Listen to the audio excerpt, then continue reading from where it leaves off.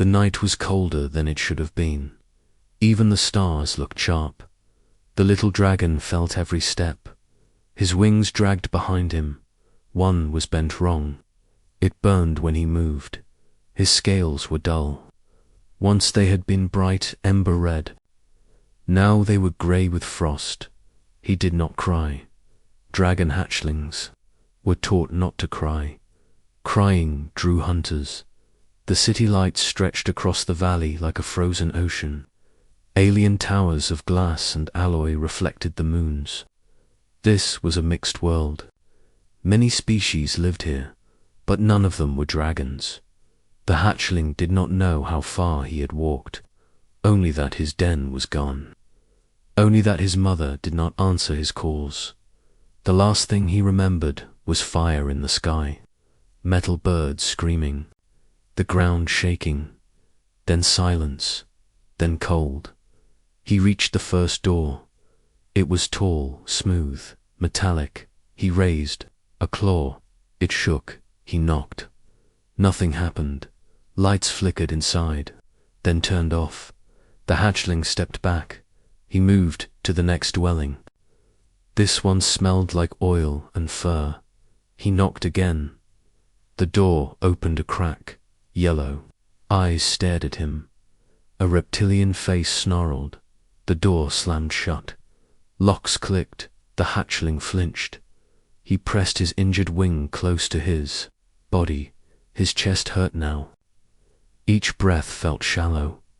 He tried another door, then another. Some did not answer. Some looked and turned. Away Don shouted in a language he did not understand. Another threw something that cracked against the wall beside him. Time blurred. The cold crept deeper. His legs began to fail. Dragon blood was hot by nature. It kept them alive in harsh worlds. But even dragon fire could fade. The hatchling reached the last building on the street. It was small, old, human, made. He knew that scent, iron, dust, warm fabric. He hesitated. Humans were strange. The elders said humans were weak but dangerous. Soft bodies, hard spirits. He raised his claw one last time. It barely touched the door. The sound was faint. Then he collapsed. The door opened. A human stood there. He was older, hair grey, face lined. He wore a thick jacket. One sleeve was stained with grease. He froze when he saw the hatchling. His eyes widened, not in fear, in shock. The dragon tried to stand. He failed. The human reacted instantly. He knelt down. He spoke softly. Easy now. You are hurt. The words meant nothing to the dragon, but the tone did warm. Steady, the human took off.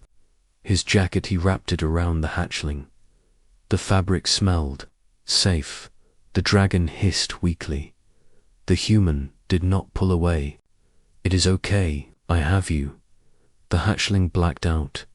When he woke up, it was warm, too warm. His instincts flared. He inhaled sharply. The air smelled like herbs, metal, cooked, food. Fire burned, nearby, controlled, contained, a hearth. He opened his eyes. He was inside. The room was small, cluttered. Human tools lined one wall. Shelves held old parts and books. The dragon lay on a padded surface. His wing was splintered. Bandages wrapped his chest. They glowed faintly. Heat packs, human technology. The man sat nearby. He was drinking something. When he saw the hatchling move, he smiled. There you go. Thought I lost you, the dragon said. The man raised his hands. Easy, you are safe here. The hatchling did not understand the words, but he understood the meaning. Safe. The human approached slowly. He placed a bowl near the dragon. It held meat, warm, seasoned. Lightly the dragon sniffed. His stomach clenched painfully. The human nodded. Go on, the dragon ate. slowly at first, then greedily. Tears leaked from his eyes. Dragon tears steamed. The human pretended not to notice. After the meal, the human adjusted the splints. He worked with careful hands. He hummed quietly. The dragon watched him, watched the scars on his hands, the burn marks, the missing tip of one finger. This human had known pain. Later, the dragon slept. Again and again. Each time he woke, the human was there. Sometimes sleeping in a chair, sometimes working, sometimes just watching. Days passed, the dragon healed. Slowly the wing mended. The cold left his bones. One night the dragon finally spoke. "Thank you." His voice was small, rough. The human nearly dropped his mug. "You can talk," the dragon nodded. "I am young, but I know words." The human laughed softly. "Of course you do." He sat down. "What is your name?" The dragon hesitated. Names were sacred, but this human had earned trust.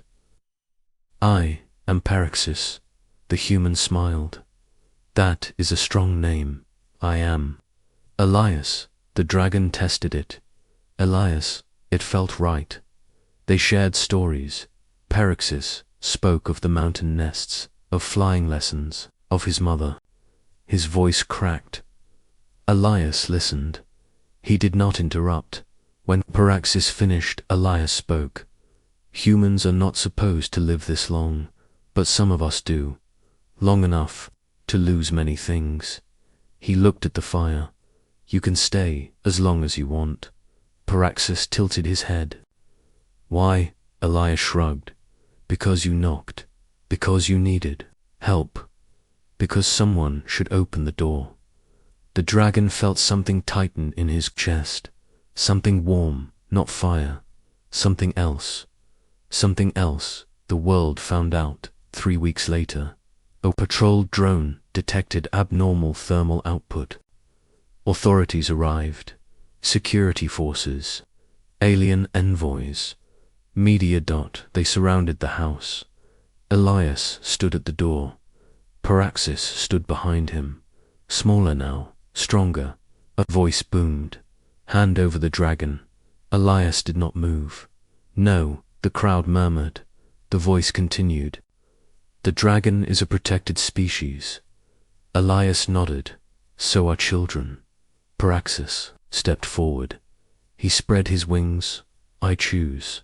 The envoys froze. A dragon choosing was unheard of. "I choose Elias." Silence fell. Finally, an elder spoke. "The choice is honored." The galaxy watched. A dragon baby had chosen a human. That night the stars seemed softer. Inside the small house, a human and a dragon shared a meal. The door remained open, just in case someone else knocked. Asterisk.